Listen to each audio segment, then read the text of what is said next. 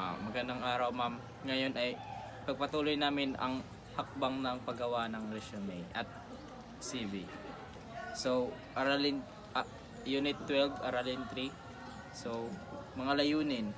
Pagkatapos ng aralin ito, ikaw ay nasahang ang mga hakbang ng pagsulat ng resume at curriculum vitae.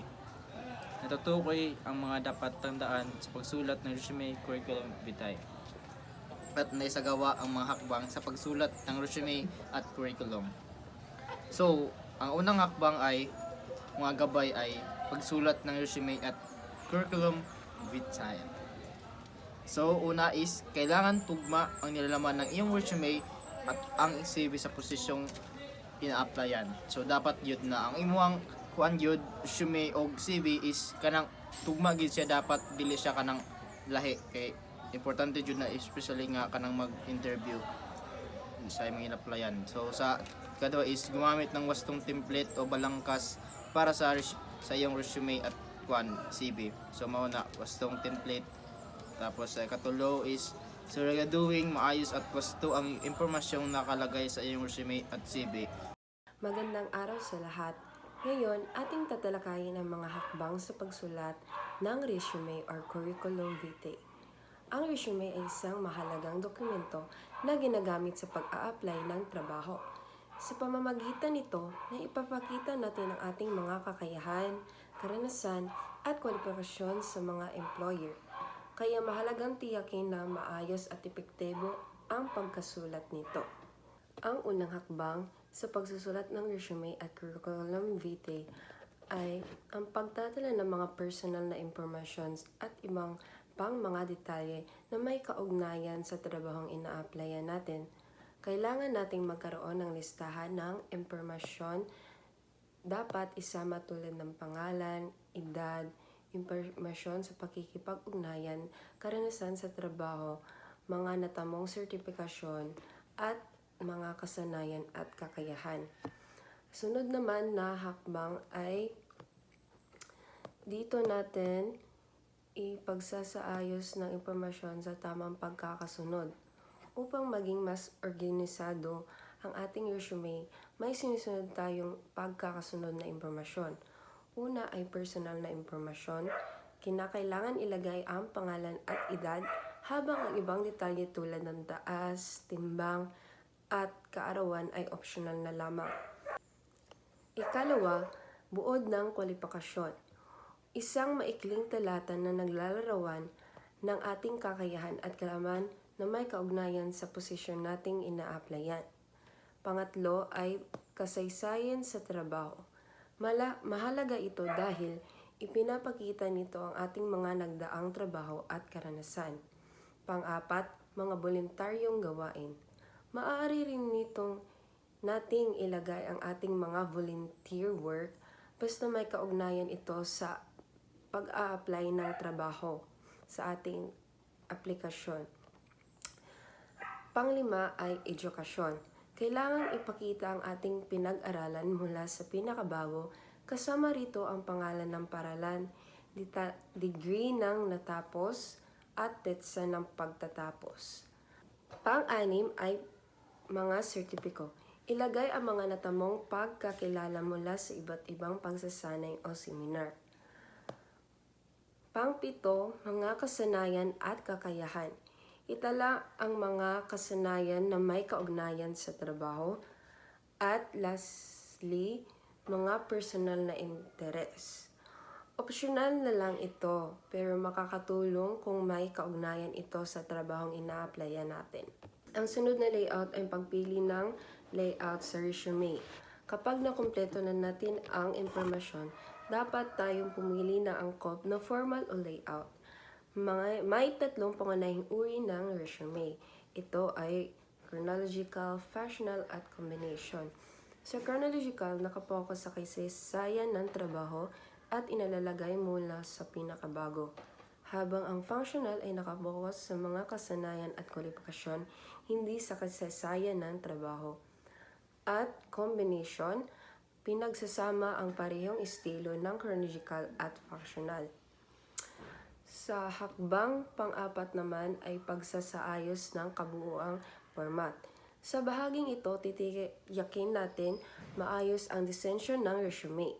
Mas mainam ang simpleng disensyon para madaling maunawaan. Ang mga inirekomendang font style ay Arial, Calibri, Times New Roman at Verdana. Hakbang pang-5 naman ay pag-save at pag-print ng resume. Kapag sigurado na tayong maayos ang ating resume, dapat natin itong i-save sa tamang format. Karaniwan naman ay PDF or docs at i-print kung kinakailangan para sa aplikasyon. Hakbang pang-6 naman ay regular na pag-update ng resume. Mahalaga ring panatilihing updated ang ating resume lalo na kung may mga bago tayong natapos na training, bagong karanasan sa trabaho o nadagdagang kasanayan. Ngayon naman ay ang pagsulat ng curriculum vitae. So una is siguraduhin angkop ang gamitin na ang CV sa in-applyan. Isa-isip ang pagkakaiba ng resume at CV. Kumalap na impormasyon kaugnay sa in-applyan upang mapaktibay ito. Kay ang resume o CV is dili siya pares-parehas, lahi sila. So sa resume is kanang nakatuon lang siya sa kasanayan, karanasan at kwalifikasyon. So sa CV is kana siyang buong kasanayan na edukasyon, karanasan sa trabaho, pananaliksik, publikasyon, pagsanaysay at iba pang profesional na detalye. Mga siya ang kalahian na di sa same lang sila sa kuan pag mag-apply ka trabaho pero lahi sila. Sa pangalawa naman is pumili at gumamit ng pinakamainam na format para sa iyong CV. Narito ang mga dapat sundin sa pag-aayos ng magiging format nito. So una is gumamit ng font style na format at madaling basahin tulad ng Arial, Tahoma, Helvetica para sa mga sans serif font style ni New Roman o Bookman. Old style kung nais mo namang serif font. So dapat gyud na if maghimo ka sa imong CV is dapat kuan gyud ang imong font kaning font style nimo pwede ka mo gamit og kanang Arial, Tahoma o kanang Helvetica. So sa imong font size pod dapat jud na ang font size sa imong kuan is 11 hanggang 12. Tapos kay mo man jud nang karaniwang ginagamit sa CV gyud. Pang-4 naman ay pagsunod sa tamang ekstruktura ng CV. Isa sa mga mahalagang aspeto ng isang mahusay na curriculum vitae ay ang tamang pagsunod sa ekstruktura nito. Ang introduction o panimula ng CV ay dapat magbigay ng malinaw na paglalawan ng iyong mga kwalifikasyon para sa posisyon na ina-applyan. Ang mga dapat tandaan natin ay magsimula sa malakas na pahayag, gawing organisado at madaling basahin at gamitin ang tamang tono. Kapag mahusay ang pagkakasulat ng panimula, mas nagkakaroon ng positibong impresyon ang employer at nagiging mas interesado siyang basahin ang buong CV. Pang-5 naman ay pagtatala ng mga nakaraang trabaho at tagumpay. Mahalaga ang bahaging ito na sa isang curriculum vitae dahil dito inilalahad ang mga dating karanasan sa trabaho at ang mga hindi matatawarang tagumpay na naabot. Sa paggawa nito, kailangan bigyan diin ang sumusunod. Tungkulin at karangalan. Hindi lamang dapat ilarawan ang mga ginampanan, responsibilidad, kundi pati na rin ang mga natanggap na parangal, promosyon at iba pang pagkikilala sa trabaho.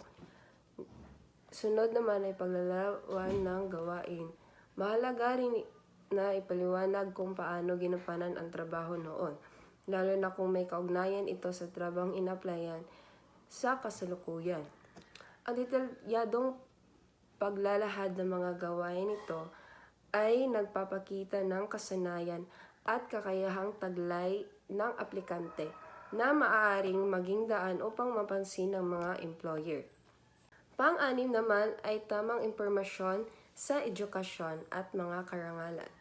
Ang edukasyon ay isang mahalagang aspeto ng isang CV. Sa bahaging ito ay kinakailangan tiyakin na wasto at kumpleto ang mga impormasyong inalagay tulad ng taon ng pagtapos, natapos na degree, paaralan o universidad, mga nakamit na karangalan. Bukod sa mga pangunahing impormasyon, maaari ring idagdag ang mga pananaliksik, disertasyon o anumang anumang natatanging akademikong karanasan na may kaugnayan sa larangang pinili. Maari rin itong isama kung ito ay may kaugnayan sa kursong natapos o kung may iba pang katangi-tanging aktibidad na maaring makatulong sa paghanap ng trabaho. Pang-pito naman ay pagsasama ng kasanayang naangkop sa trabahong ninanais. Ang huling bahagi ng ipinapaliwanag dito ay ang paglalagay ng mga kasanayan o skills na may direktang kaugnayan sa trabahong ina-applyan. Ang employer ay madalas naghanap ng aplikanteng may tiyak na kakayahan na makakatulong sa kanilang organisasyon. Ang halimbawa nito ay kung nag-a-apply ka sa isang technical na posisyon, dapat banggitin ang mga software or coding language o technical na kaalaman na nagtataglay ng aplikante. Ako'y padayon. So dapat sa 8 is isulat sa isang maayos at organisadong template ang impormasyong na itala.